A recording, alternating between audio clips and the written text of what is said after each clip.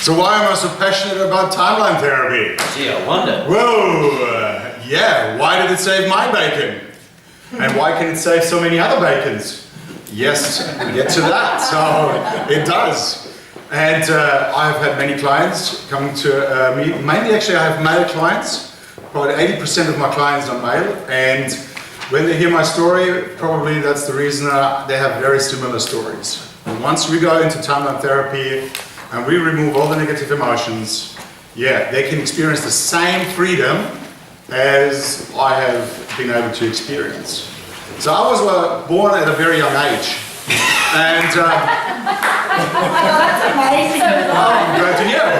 Some of you might share that experience and some may not, but I have. So, and then I had a very good childhood too. You know, I was dyslexic at the age of 4, so I got special attention, which is always good from your mom.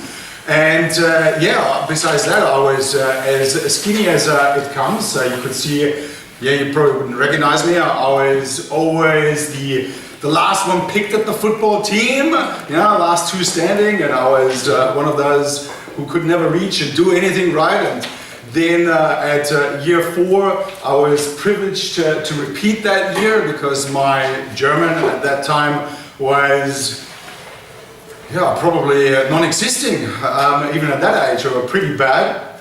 And then I got into swimming, and I became searched after God at the age of 9, 10, and I got interested in spirituality.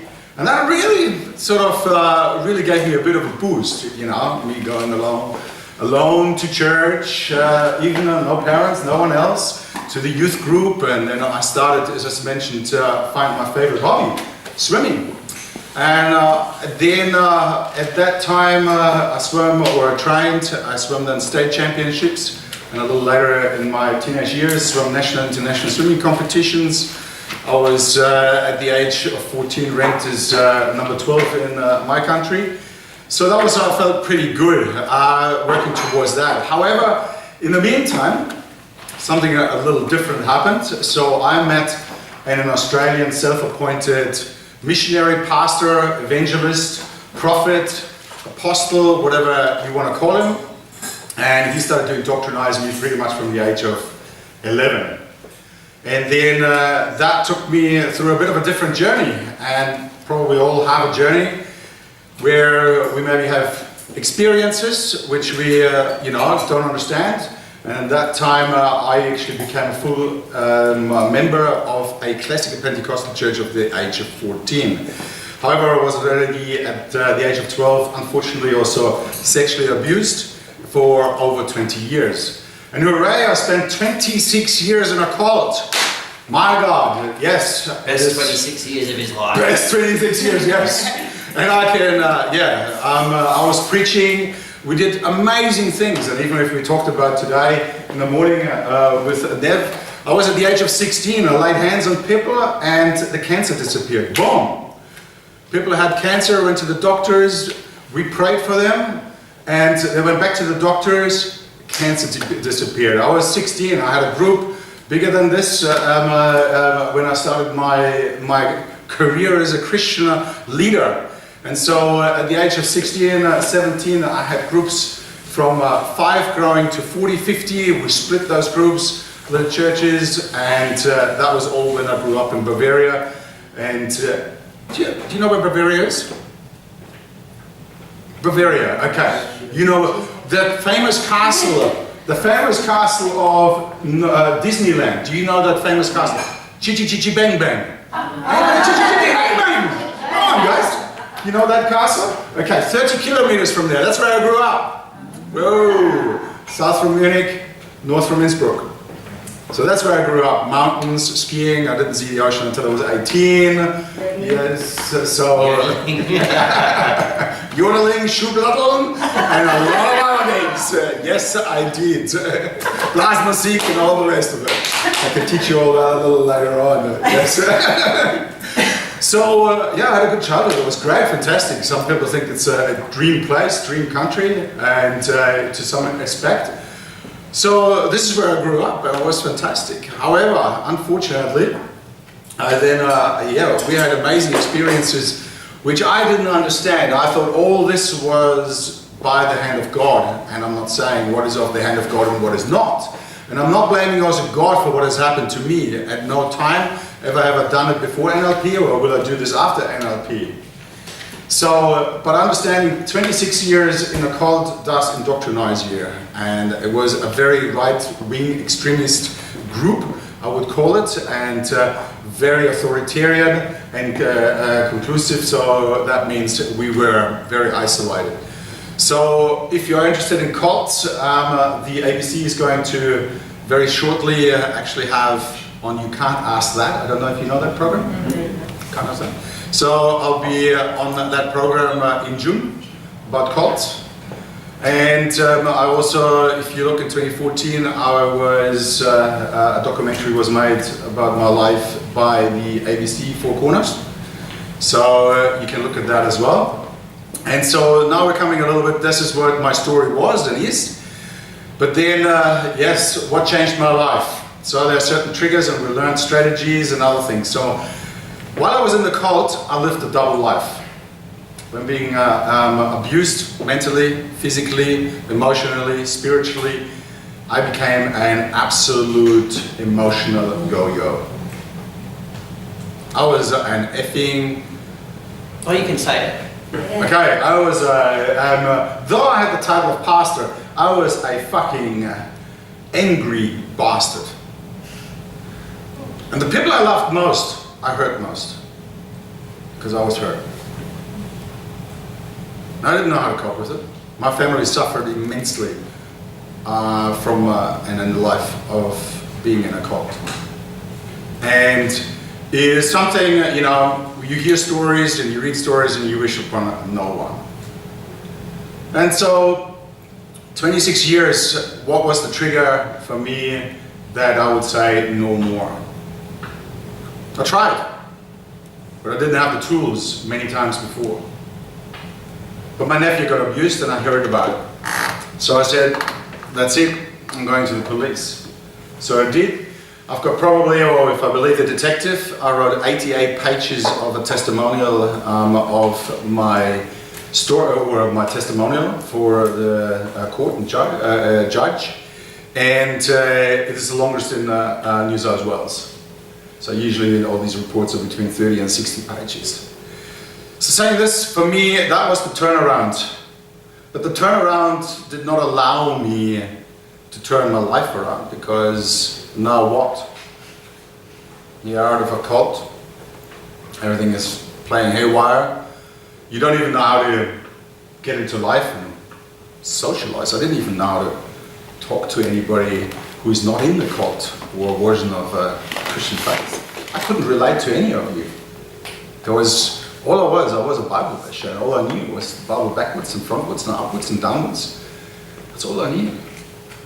And my indoctrination. When I started to go, you know, I didn't drink alcohol for 26 years. I didn't swear. Fuck, I didn't swear for 26 years! I gotta do a bit of catching up! That's right! So, Glass of wine. yeah, wine. Okay, one glass of wine. I'm trying to water, but you know, go to wine. I see you on my Facebook with the German music. Oh yeah, it's in the blood. Ooh, it's in the blood. So, there was total change. And then I went on to the search. Trying to integrate, building a relationship with my family. Didn't know how. So what do? Yeah, that's right. You go to those counselors, to the GPs, they give you the pills, and do all the other things, psychiatrists. Actually, some of those beautiful people only did about, some of them, actually one only did one session with me, and he said, "Ooh, shit, I can't deal with you." So, okay. All right, we went to another one, and I actually got out of him 3 sessions. A nice guy. So, oh shit, I can't deal with him. So, you know, found somebody finally who could maybe deal with my situation. So for many years I did then look and search, because I wanted to help myself. I knew I was at the effect. I didn't want to, but I was. But I didn't know how. How am I going to find to be at the cause? And this is where timeline therapy is coming in. It saved my bacon. Because in 2009, so searching, in 2006 I found out about NLP. And then in 2009 I had a breakthrough session. Yes, you don't want me as a client. No. 12 hours? Yeah, that's me. A bit over 12 hours, I'm special. Very special. My problem is special. It's my problem? 26 years problem? Yeah, these guys have other problems. They're small, little, whatever. So I thought I had a good reason. You know, 26 years being in a cult and dealing with a lot of shit in my life. And I thought, yeah, this can't be that easy. You know, people have tried to help me for years and doing this and that. So, but I had my practitioner, every fifth word was the F word. Was the F bomb. F fuck bomb, this and that. And I thought, oh shit. Right. This is the man, Brett Ellis. This is the man I need to see. Because my brain, I studied theology, got my degree, yes, even after being dyslexic, and read books. You know, I had a library, and I'm not kidding you, if you would look at that wall in the back, it was all the way. All the way. I had books, theology, philosophy, anything and everything. And I had to unlearn that shit too. And it's good. But when I had my breakthrough session, I walked home, I came home. At that time, my ex-wife, my wife at that time, looked at me. Within 2 days, she said, "What's going on? You're different." What the fuck happened to you? Yeah, what the fuck happened to you? I want to know. So I said, "Here's the money, go and see." It works for some, it doesn't work for all. Because there's a condition. And that is, we all have free will. And we can't force anyone to change. So timeline therapy then took the root problem which I have carried along. And often when we go to all the other, counselors and psychiatrists, they come and they cut on that little tree, they cut the bad fruit off. Boom, boom, boom, yes. Cut this way, oh yeah, then it will heal a little bit. And it takes you bloody a lifetime to get to the root problem, if you ever get there. And timeline therapy, boom, deals with the root problem, gets to the root problem, and then you're done. And I was done with my past. I took responsibility. First time I looked in the mirror, I could love myself. I didn't hate myself. I didn't think of ending my life. I didn't have anxiety. I didn't have depression. And from that day onwards and forwards, I can tell you, fuck everybody in the world. I am the happiest person on this planet Earth because of timeline therapy. And it has done wonders in my life, and it has done wonders for the many clients I have had in our lives. And you are able, after today, to do the same. Then I aligned and I did what you did, practitioner. It took me a little longer. So I was there 2011 or 2012. And then just for my own self-development. And then, about 2 years ago, I decided I'm going to do this. So I made nozzle tours, my master prac, and my trainer's training all last year. And many other, or a couple of other courses because of the public speaking. So that was it, but I put that all into my timeline. And one of the things which I put into my timeline, which I forgot, and which we will do, and you guys will do as well, because your unconscious mind knows and then represents and appears. And that happened to me also in December, when a friend of mine who actually shared the course, Trainers, Jason, was there, and he asked me, "When are you going to write a book?" And I said, "Yeah, it's my timeline. It's going to happen. Bucket list timeline." And he asked me again, "When are you going to write a book?" I told you. It's in my timeline. He says, "When are you going to write your book?" I said, "Okay. I got no excuses. I know I need to take action. I've done the trainings. I know what to do. If I put you in contact with somebody, and she offers, or he, or it's a she offers you, because you wrote a book, or you wrote actually a number of books, to work with you, would you?" I says, "Well, here I am, let's start." On the 14th of December, I had a phone call. I didn't know what I'm going to write. I wanted to write about NLP and my change of life, so after what has happened after the cult.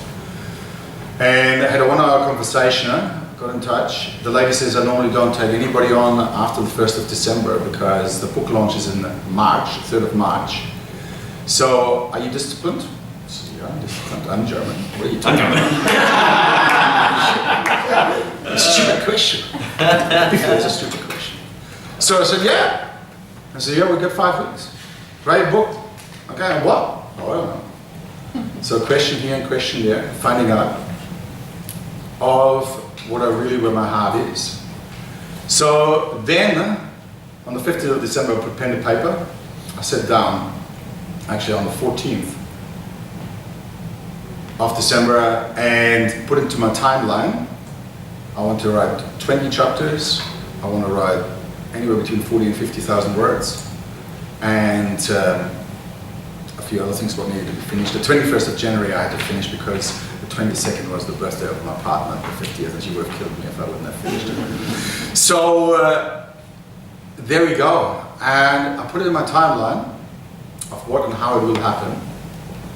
And August, when I put it into my timeline and said this is going to happen, that I write a book, this was the result on the 3rd, actually on the 1st of March. On the 1st of March, when I was in America, I didn't know if I had a book or not because there were some little obstacles, yes. And I had my book launch and I went to the Elton John Oscar party as well. So, which was part of this program, and had my book launch. And all because I put it into my timeline. So here I am. That is why timeline therapy has changed my life, why I have now the passion to teach it, and why I've got clients most of my clients are based either around cults. I see at the moment a couple of people, so parents with kids in cults, religious cults, they may not look like or cultic behavior. And then I have people who normally come, and it doesn't matter, from business people to younger people who normally have issues, or mainly it's about either sexual abuse in their life, being raped or whatever, and have gone through horrific times. Oh boy. And then we do timeline therapy. And that is Saves Your Bacon and many more. And we've changed lives already more, and there are many, much more to come.